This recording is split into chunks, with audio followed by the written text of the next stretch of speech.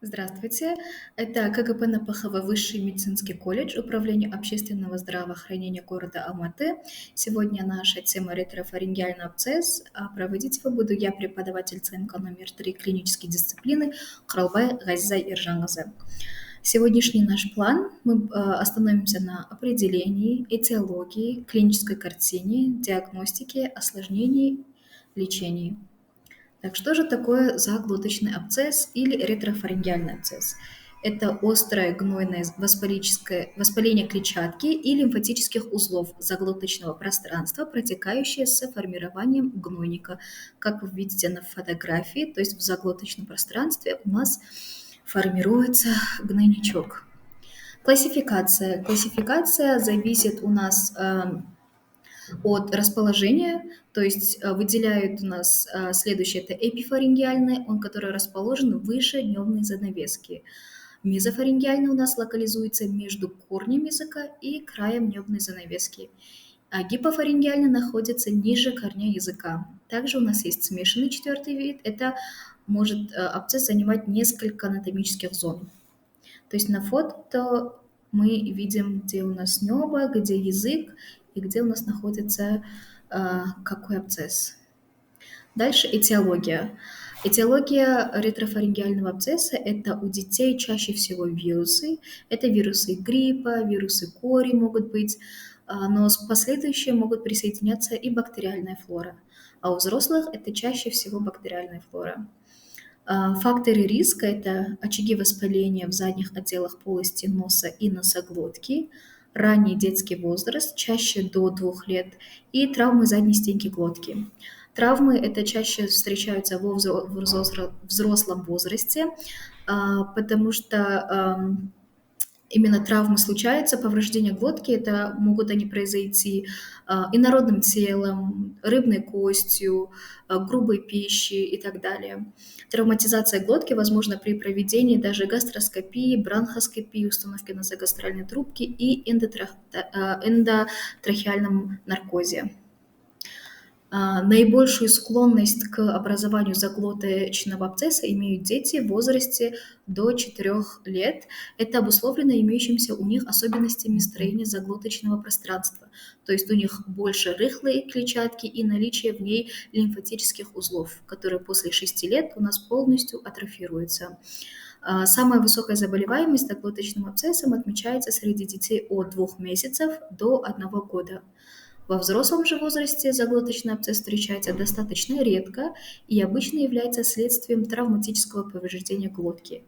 Однако современная отоларингология отмечает увеличение числа случаев заглоточного абсцесса и даже у взрослых. Дальше у нас клиническая картина.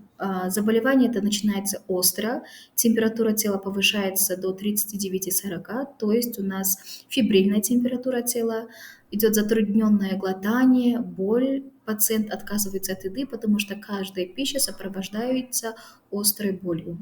Нарушение дыхания, то есть одышка, она усиливается в вертикальном положении тела. Инспираторная одышка с клокотанием в горле, особенно во время сна идет. Изменение голоса, то есть гнусавость, но не бывает афонии, то есть голос сохраняется. Вынужденное положение головы, голова у нас запрокинута назад и наклонена в больную сторону.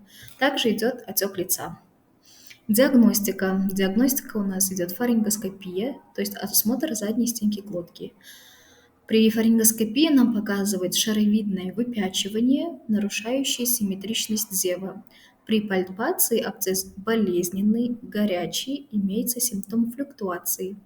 В первые дни заболевания шарообразное выпячивание задней стенки глотки расположено с одной стороны, а в дальнейшем по средней линии.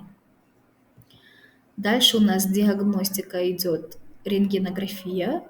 Рентгенография у нас проводится латеральных отделов мягких тканей шеи, выполнены при максимально вытянутой шее во время дыхания. При этом мы можем увидеть локальный очаг расширения и воздух в околопозвоночных мягких тканях, а также эрозию прилежащего тела позвонка. Да, следующая диагностика, это у нас мы делаем компьютерную томографию. Она нам позволяет подтвердить диагноз в сомнительных случаях. Чаще всего мы диагностируем это за счет жалоб, рентгена и анализов. Но при особенных случаях мы делаем компьютерную томографию. Она нам помогает дифференцировать абсцесс от целлюлита и также оценить распространение абсцесса, так как она нам показывает точную локализацию, форму, размеры и распространение. Осложнение. Осложнение у нас идет это обструкция дыхательных путей, септический шок, самопроизвольное вскрытие абсцесса в дыхательные пути с развитием аспирационной пневмонии или асфиксии. Идет у нас, может быть, медиастенит, может быть разрыв сонной артерии и гнойный тромбофлебит внутренних еремных вен или синдром Лимьера называется. Также может быть гематогенное передвижение бактерий, которое способно вызвать абсцессы головного мозга и гнойный менингит.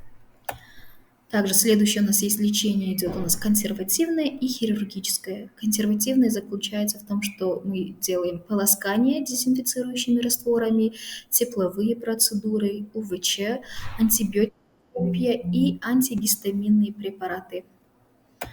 Дальше у нас хирургическое лечение, то есть нам нужно вскрыть данный абсцесс. Мы его вскрываем, дренируем и полость промываем, то есть санируем растворами антисептиков и антибиотиков. Только швы на рану мы не накладываем, так как она заживает за счет вторичного натяжения.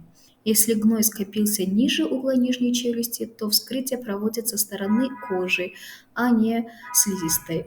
При нарушении дыхания показана крикотомия и оксигенотерапия. Интубировать пациента ни в коем случае нельзя, так как этот гной может в последующем взорваться и внутрь стекать. Поэтому мы только его аккуратно проводим пункцию и дальше дренируем и санируем полость. Так, на сегодняшняя эта тема у нас закончена. Если у вас есть какие-то вопросы, то пишите. Надеюсь, вам все было понятно. До свидания.